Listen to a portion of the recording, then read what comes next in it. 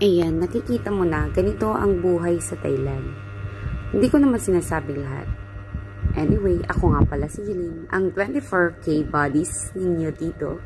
So ayan, ito ang aking daily routine, everyday na naglalakad. Siyempre, dahil katulad ng sinasabi ko palagi, wala nga tayong sasakyan. So ganito kapag nasa probinsya ka lang, wala kang magagawa kundi maglakad. May choice ka naman na mag-rent ng mga motorcycle. Pero, paano ka pa magre-rent kung ganito lang naman kalapit? 10 minutes na lang, nasa school ka na.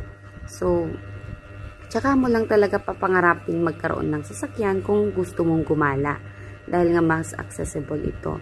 Pero dito sa case ko, naku, parang wag na lang. Ang mga daanan medyo nakakatakot. Hindi ako confident na mag-drive dito. Unlike sa previous kong place noon, wherein sa Krabi. Napakaganda ng daan doon. Mas namimiss ko talaga siya. Pero anyway, nasulit ko naman ang pagmumotor-motor dati doon. Araw-araw, halos kulang 1 oras ang pagpunta ko sa school. Samantalang dito, kung talagang mag-walkathon ka, wala pang 1 minuto, pwedeng makarating ka na. Ay, ka-OA nun. O, ayan, diba? Ayun na yung school ko. Sa mga kadaldalan ko dyan, nakarating na ako, nakapag-record pa ako ng video. Ito ang aking daily routine. Siyempre, araw-araw akong papasok. Kaya, ito lang palagi ang nakikita, panay mukha ko. Like, follow, and subscribe. Thank you. Goodbye.